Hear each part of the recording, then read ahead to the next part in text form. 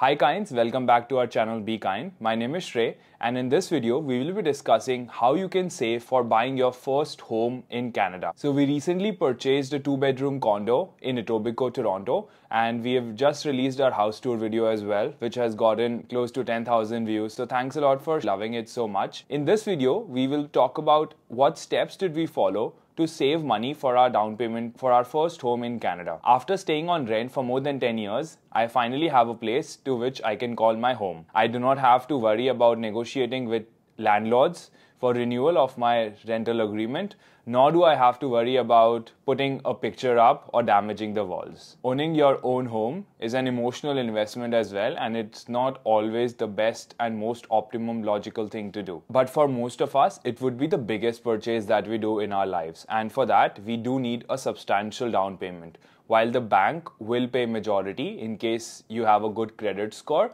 but still you will be required to put up 20% of the purchase price from your own pocket. There are some programs which we will discuss through which you can put up less than 20%, but still that will be a sizable income. So we will be discussing a 5-step method through which you can save money for your down payment. And this is what we also followed. And before we start, in case you haven't subscribed to the channel, please hit the subscribe button. It would mean a big deal to us and for our efforts in providing good information content for your life in Canada. The first step is to know how much you require.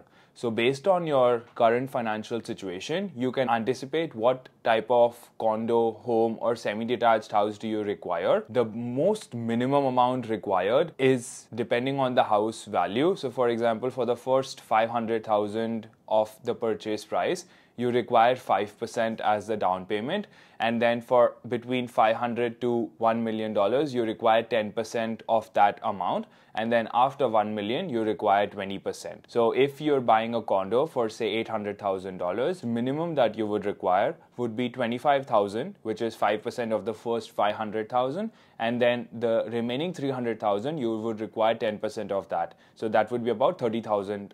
So in total, you would require about $55,000 as down payment for an $800,000 condo, and the rest would be paid up by what is called CMHC. CMHC, or Canada Mortgage and Housing Corporation, is a government body which provides potential home buyers with the requisite down payment amount in case they are not able to provide the minimum 20% which is required, and they do credit checks. So you need to have a good credit score, and there are certain other conditions that you need to meet to qualify for a CMHC mortgage approval. And then they also charge a premium which gets added to your mortgage amount, and you pay that off along with the other term of the mortgage. So for example, if you are buying an 800,000 condo, 55,000 would come from you, that would be bare minimum, and the remaining amount of the 20%, which would be about $105,000, would be paid by CMHC, but they would charge a premium of about 4% on the purchase price, which would get added to your mortgage value. So one useful tip that I realized when we were doing our own closing is CMHC premium is based on how much you take as down payment from them. So let's look at it from an example. Consider the purchase price of the condo as $800,000. The minimum amount that you need to pay from your pocket is $55,000, and we have discussed how that is calculated. If you put a down payment of $55,000, the CMHC premium would be calculated on the purchase price minus the down payment that you're doing, which would be $800,000 minus $55,000, which would be $745,000. The CMHC premium would be 4% of this amount, which would come to $29,800. So remember this amount. If you're paying a base down payment of $55,000, $29,800 will be added to your mortgage value of $745,000, and that would be the amount that you would pay down the bank in your mortgage term of 25 or 30 years. But consider example 2, where the purchase price is $800,000, but instead of putting $55,000 as down payment, you are putting 10%, which is $80,000 as down payment. In that case, the mortgage remaining from the bank would be $720,000. And because you have paid 10% down, the CMHC premium would, instead of being 4%, would be 3.1% only. So there is a 0.9% drop from the base amount. So the revised CMHC premium, which would be added to your mortgage value, would be $22,320. So instead of that premium amount of $29,800, you are paying now a premium amount to CMHC of 22,320. So you're essentially saving $7,480 by paying that additional amount of about $25,000. So you will see that paying an amount of 10% is really beneficial for you. So don't think about taking CMHC if you are paying less than 10% down payment, because it tends to be a little more expensive. So now that we have discussed the CMHC insurance, in addition to down payment, there are additional costs like lawyer fees, land transfer tax, and many other amounts that the lawyer will tell you, which are called closing costs. You can calculate closing costs for your situation based on various calculators online. But in addition to your down payment, you would also need to keep a buffer amount for closing costs so that your closing goes smoothly on the day of the closing. Another caveat here, if you are a first-time home buyer, there is a rebate in terms of land transfer tax. So when you're using the calculator, you can see if you qualify for the first-time home buyer program or not. And basis that, your closing costs will also be different. In addition to the down payment and the closing cost, I think you should also have 3 to 6 months of expenses saved up before you buy the house, because once you move in, there will be a very big expense in terms of setting up the house. You would have to buy new furniture or do some minor repairs or whatever the situation may demand. So you need to have that buffer in addition to down payment and closing costs. And we also have to think about any unforeseen circumstances that can go wrong. So have that buffer value. And these three items would typically constitute what would be the amount that you would require if you have to make that step of buying your own home. So step 2 of this process, once you know how much you require to save, is taking benefits of the government programs which are available. So there are 3 programs which I think everybody should take benefit of if you're thinking of buying a home. The best type of program or account that I have seen is First Home Saving Account, or FHSA. It was recently launched in 2023, and in FHSA, you can contribute up to $8,000 per year for a maximum amount of $40,000, and that investment that you put in your FHSA account has 2 benefits. The first benefit is this amount is directly reduced from your taxable income.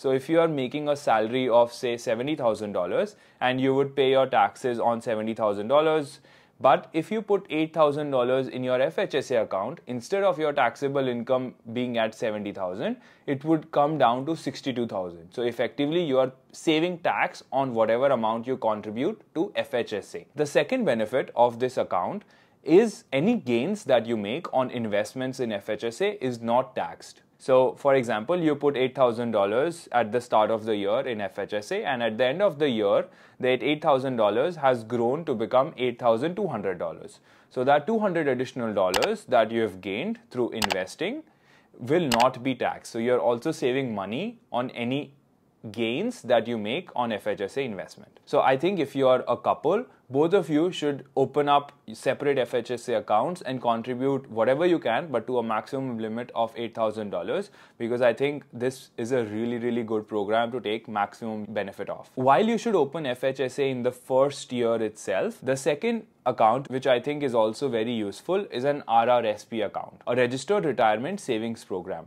An RRSP account is a tax advantaged account.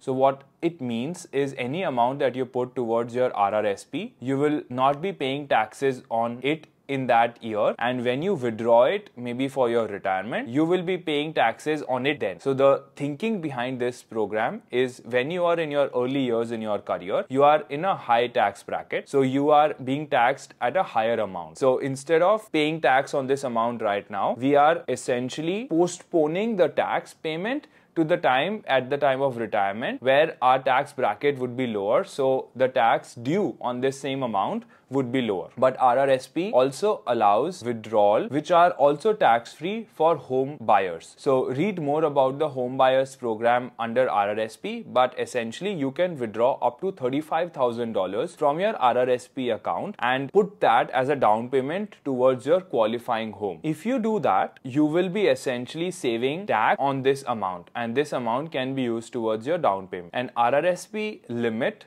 is decided based on your income in the last year. So for example, if you made any income in 2023, you would have filed taxes for it in 24, and in your notice of assessment that you get from CRA, they will tell you what is your limit for RRSP. So don't open an RRSP account in the first year of your landing. Wait for your NOA to get the limit of RRSP for you, and only then start contributing to it. The third account that I think is also really handy is TFSA, or tax-free saving account. Any amount that you put in your TFSA is not reducing your taxable income, but any gains that you make on that investment is tax-free. TFSA limit is also decided based on each year. So for last year, the limit was $6,500. And say if you came in Canada as PRs in 2020, then I've put the table based on your arrival date when you became a resident of Canada. You have that room which is carry forward into the next years as well. So if you don't contribute maybe in your first year, you can contribute that amount in your second year as well. Once you've utilized all these three accounts, then let's move to the next part of the strategy. The next part of the strategy is to do more investing in case you have maximized all these accounts, because your money, if it is sitting in a checking account, is not growing at all, and you are not able to beat inflation as well. So the idea for your money or your wealth to grow, every year you have to beat inflation. So for that, there are various tools available. You can do diversification in stocks, ETFs, debt, gold. There are various tools available, so that you should diversify based on your risk appetite and knowledge. And secondly, you should also be looking at diversification from a geographical perspective. Invest in Canadian stock market, US stock market, and also maybe Indian stock market, either directly or through ETFs. If you want more detailed video about investing strategy or what app which I use, which is Questrade, let me know in the comment section and I can make a detailed video about starting this journey of investing. So investing beyond these government programs is the third part of the 5-step process that I've discussed today. The fourth part is saving beyond what you're investing. And by that, what I mean is to revisit your needs and wants, some of the expenses that we don't really think about. For example, buying a coffee every day at Starbucks or Tim Hortons, or maybe some subscriptions that you can think of that you don't really use, or going out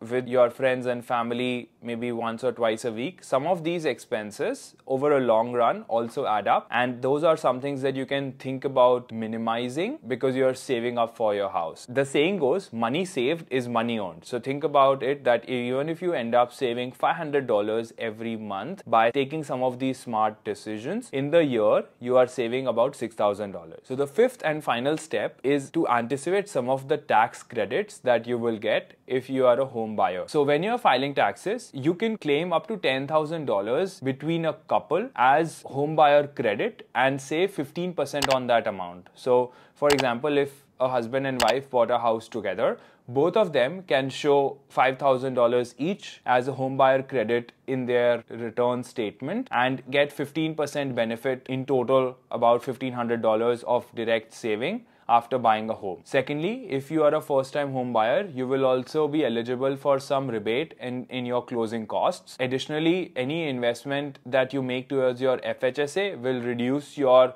taxable income, so that's also essentially money that is coming back to you. And there are other strategies that you can do after discussing with your CPA, through which you can save some tax money or get more refund from the government. Two commonly used strategies is, if you are a work from home employee, you can get a T2200 form from your organization and claim home office expenses. You can also claim certain expenses if you are running a business, which can be a side hustle, from your home. So read more about it or discuss with your chartered accountant. But these are also some strategies through which you can anticipate how much saving you can do by buying a home and use that money smartly. So these were the 5 basic steps through which you can save money for your first down payment. In case you think I missed out on any point, please mention it in the comments so that anybody who is new can read those comments and make better decisions. But in the end, what I want to say is, buying a house or a condo is a very emotional decision in addition to being a logical one, and it may not be the right one for you, or it may not be the right one for you at this time. So don't be in a hurry to buy a house. Don't be in a peer pressure in a rat race that you have to purchase a condo because all of your friends have done it or any of the influencers that you follow, they have done it. Each person needs to make that decision after looking at their finances and their personal condition. Like both Kriti and I looked at our finances, as well as we discussed a lot about whether we want to take this step or not, and we also aligned it with our family. So ensure that you're taking the right decision based on your needs and requirements and what your plan is for the future. Just a disclaimer, I'm not a registered CPA or a financial advisor. All the advice that I'm giving in this video is based on my personal experience and some of the reading that I've done online. So please ensure that you do your own due diligence before following any advice. So that was the end of the video. In case you liked it, please press the like button. And if you have any questions, feel free to reach out to us via comment section on YouTube or via our Instagram handle. We have linked the handle below. But until next time, we'll see you very soon. Take care. Goodbye.